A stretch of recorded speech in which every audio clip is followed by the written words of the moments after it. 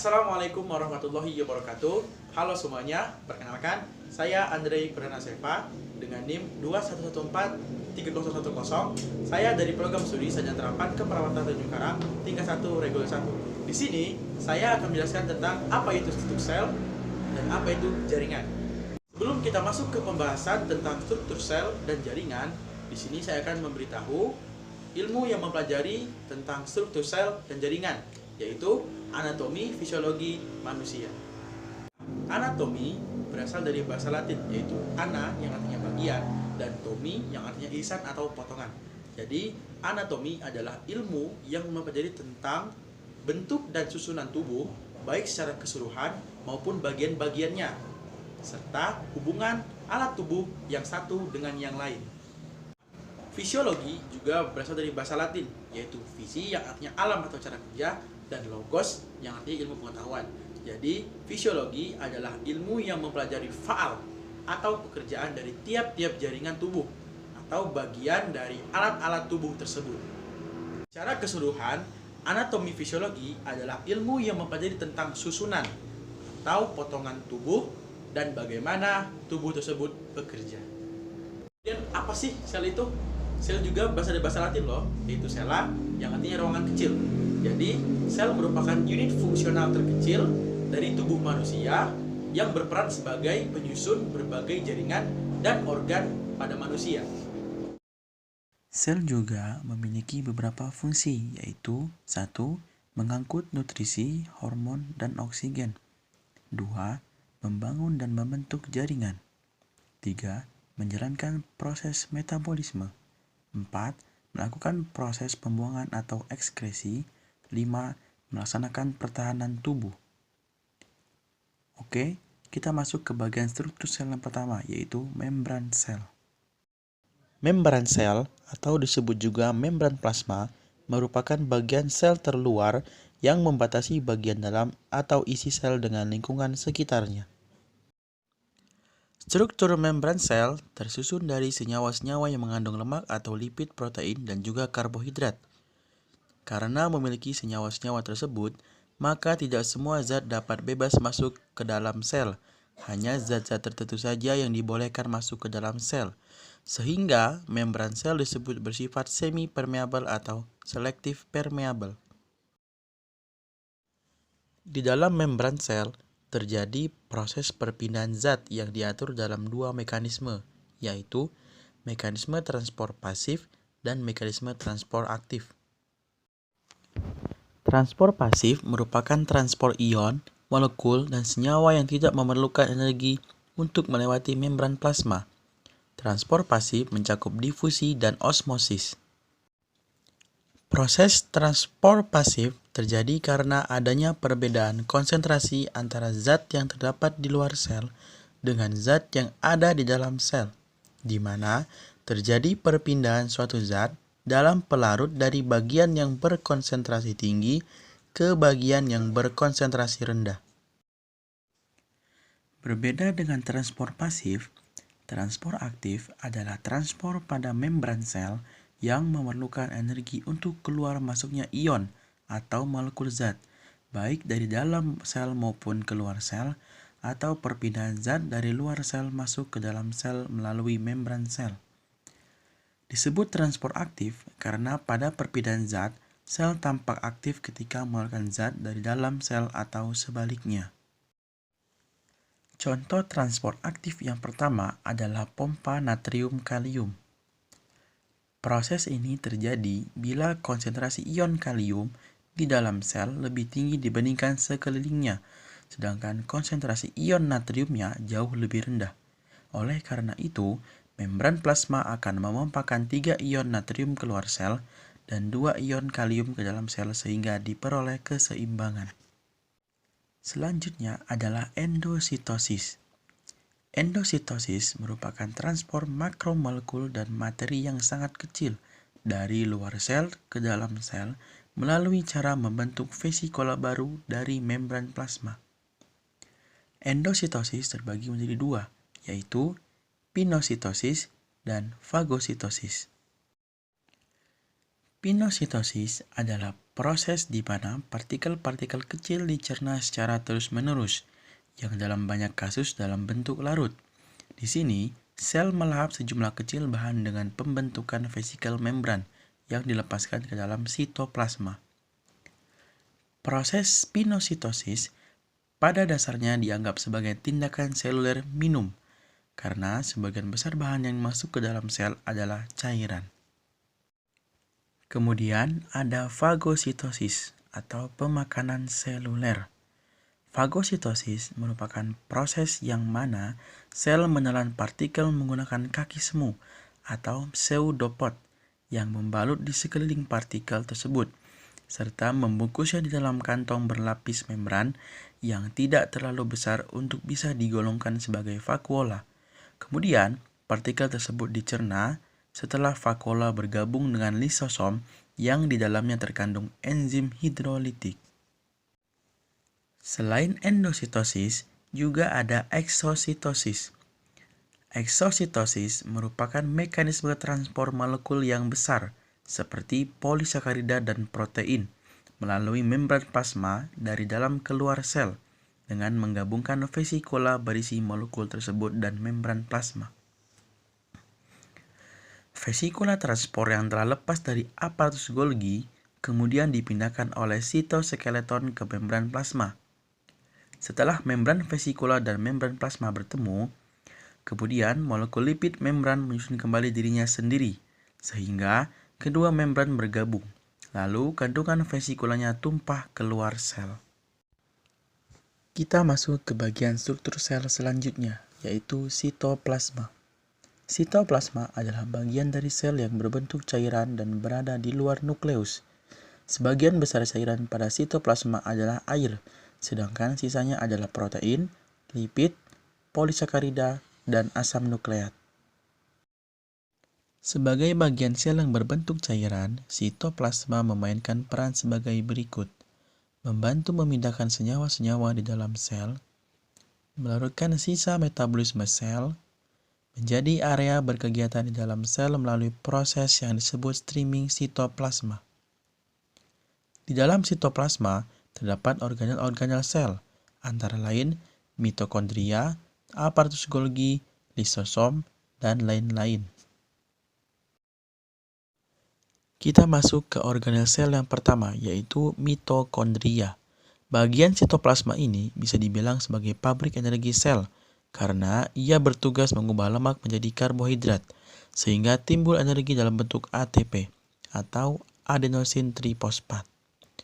Pada mitokondria, terdapat enzim yang mampu melepas energi dalam bentuk makanan pada proses respirasi sel, menyaring energi dari zat gizi, dan menyediakan zat yang dibutuhkan oleh semua bagian sel. Selanjutnya adalah aparatus Golgi atau badan Golgi. Aparatus Golgi atau badan Golgi memiliki bentuk lempengan cembung seperti kantung dan sangat aktif pada sel-sel sekresi seperti pankreas maupun kelenjar ludah.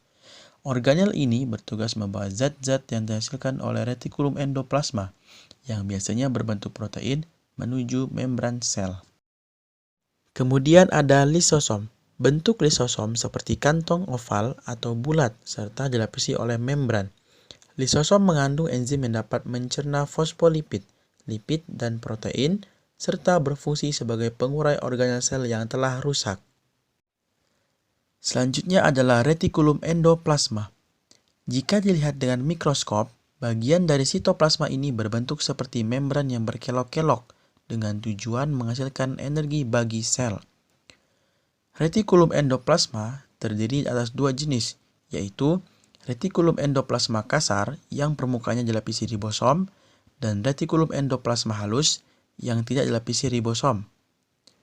Retikulum endoplasma berfungsi membentuk jaringan, menyediakan enzim-enzim di sepanjang retikulum endoplasma, dan transportasi berbagai zat. Ia juga merupakan salah satu komponen sel yang dibutuhkan untuk membentuk fosfolipid, kolesterol, dan karbohidrat. Ribosom.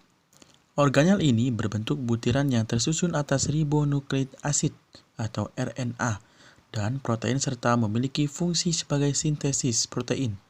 Ribosom dapat bergerak bebas di dalam sitoplasma ataupun melekat pada retikulum endoplasma kemudian membelah dan membentuk hemoglobin dalam eritroblast yang selanjutnya akan menjadi eritrosit. Dan yang terakhir adalah nukleus atau inti sel. Nukleus adalah bagian sel yang fungsinya sebagai pengendali atau pusat perintah kegiatan sel, karena di dalam nukleus terdapat benang-benang kromosom. Bagian-bagian nukleus antara lain cairan inti atau nukleoplasma, yaitu zat yang tersusun atas protein. Selanjutnya ada anak inti atau nukleolus. Fungsinya yaitu untuk menyintesis bermacam-macam molekul asam ribonukleat atau RNA yang dipakai dalam penyusunan ribosom. Kemudian ada juga butiran kromatin, terletak di nukleoplasma dan tidak jelas ketika sel membelah. Fungsi nukleus adalah menyimpan informasi genetik dalam bentuk deoksiribonukleik asid atau DNA, mengontrol pertumbuhan dan pembelahan sel, serta mengatur metabolisme sel dengan mensintesis berbagai enzim. Seperti yang saya sebutkan di awal, selain struktur sel, saya juga akan menjelaskan tentang jaringan. Apa itu jaringan? Jaringan merupakan kumpulan sel yang mempunyai suatu bentuk dan struktur yang sama dengan fungsi yang berbeda. Di dalam tubuh kita terdapat 4 jenis jaringan, yaitu jaringan epitel, jaringan ikat, jaringan saraf, dan jaringan otot. Kita akan masuk ke jaringan yang pertama, yaitu jaringan epitel. Jaringan epitel atau jaringan epitelium adalah sekumpulan sel yang jaraknya rapat-rapat, avaskuler, duduk di atas basement membran, dapat berupa satu lapisan sel atau berlapis sel, dan dapat berupa lapisan terluar atau terdalam dari bagian-bagian dalam tubuh kita, atau dapat berperan sebagai pembentuk kelenjar-kelenjar tubuh. Jaringan epitel memiliki beberapa fungsi yaitu sebagai perlindungan atau proteksi yang membantu melancarkan proses penyerapan zat dalam saluran pencernaan, membantu regulasi dan ekskresi bahan kimia dalam tubuh, membantu pengeluaran hormon, enzim, dan keringat, juga sebagai pendeteksi sensasi yang dirasakan kulit. Jaringan yang kedua adalah jaringan ikat. Jaringan ikat adalah jaringan yang berfungsi untuk mengikat dan melekatkan satu jaringan dengan jaringan lainnya. Penyusun jaringan ikat adalah sel yang tersusun dalam suatu matriks ekstraseluler dan tersusun menyebar. Matriks tersebut biasanya berupa cairan, benda kenyal seperti agar, dan padatan. Jaringan ikat ada beberapa macam, yaitu jaringan ikat longgar, jaringan adiposa, jaringan ikat berserat, tulang rawan, tulang sejati, serta darah. Ciri-ciri jaringan ikat antara lain: 1. Letak sel jaringan ikat ini tidak berhimpit. Kemudian mempunyai komponen intraseluler atau matriks. Yang ketiga, mempunyai bentuk sel yang tidak teratur. Dan yang keempat, berasal dari mesenkim. Fungsi jaringan ikat adalah sebagai penyokong dan pembentuk struktur tubuh, sebagai transportasi cairan tubuh, kemudian menyusun sistem sirkulasi darah, dan yang terakhir mengangkut oksigen dan makanan ke jaringan lain. Kemudian ada jaringan saraf. Jaringan saraf adalah jaringan pada makhluk hidup yang berfungsi menghantarkan rangsangan atau impuls yang diterima oleh sistem syaraf tepi menuju sistem syaraf pusat dan begitu pula sebaliknya. Ada beberapa ciri jaringan saraf, antara lain dimiliki manusia dan sebagian hewan, memiliki inti sel atau nukleus, saling ketergantungan antar struktur, bertugas menerima rangsang dan mengirim rangsang, dan segala aktivitasnya melalui otak dan sumsum tulang belakang.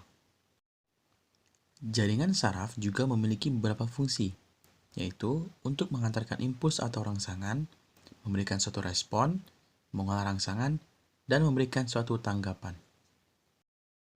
Sel saraf juga memiliki beberapa jenis, yaitu sel saraf sensorik atau afferent yang berfungsi meneruskan impuls ke saraf pusat. Kemudian ada sel saraf penghubung atau neuron intermedier yang berfungsi membentuk rantai-rantai penghubung antara sel saraf sensorik dengan sistem saraf pusat. Dan yang terakhir adalah sel saraf motorik atau efferent yang berfungsi meneruskan impuls dari pusat ke otak. Jaringan saraf juga memiliki struktur penyusun, antara lain badan sel, inti sel atau nukleus, sitoplasma, dendrit, neurit atau akson, sel Schwann, dan sinapsis. Dan yang terakhir adalah jaringan otot. Jaringan otot adalah jaringan yang mampu melangsungkan kerja mekanik dengan jalan kontraksi dan relaksasi sel atau serabutnya. Jaringan otot dibagi menjadi 3 jenis. Yang pertama adalah otot polos. Otot polos adalah otot yang terletak pada saluran alat-alat di dalam tubuh manusia, seperti yang terdapat pada saluran pencernaan, dinding pembuluh darah, dinding rahim, saluran pernapasan, dan saluran kelamin. Otot polos berfungsi untuk memberi gerakan tanpa pengaruh tubuh, sehingga bergerak di luar kehendak. Misalnya, gerakan zat sepanjang saluran pencernaan. Yang kedua adalah otot lurik.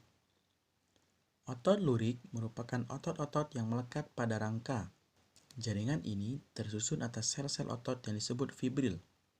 Setiap fibril tersusun atas miofibril, sedangkan miofibril tersusun atas protein aktin dan miosin. Otot lurik berfungsi menyusun sistem rangka dan menggerakkan rangka tubuh manusia, serta memberikan tubuh daya dan kekuatan. Yang terakhir adalah otot jantung. Otot jantung merupakan penyusun dinding jantung.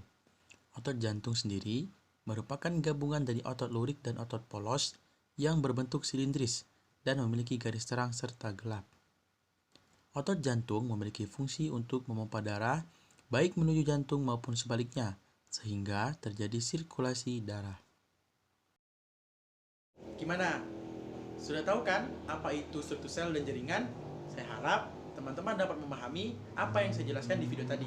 Saya akhiri. Wassalamualaikum warahmatullahi wabarakatuh.